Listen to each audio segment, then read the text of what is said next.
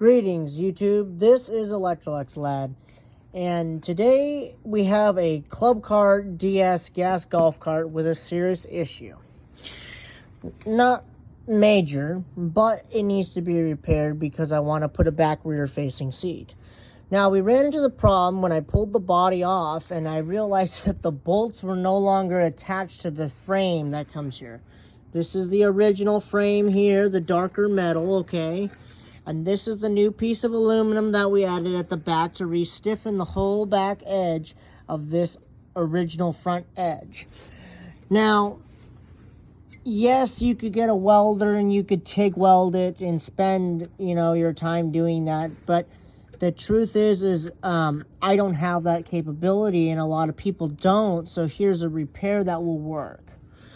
You could take and you can drill out pop rivet holes in the body frame of the original and go through, so when you go, you pull the pop rivets through and then you can make yourself a brand new edge.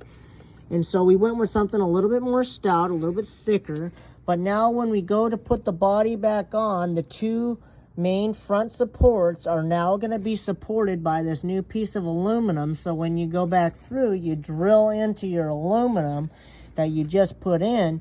And I would recommend that the piece used to go in the front like this. You don't need to do that anymore. You can flip it to the back and then you can bolt it in.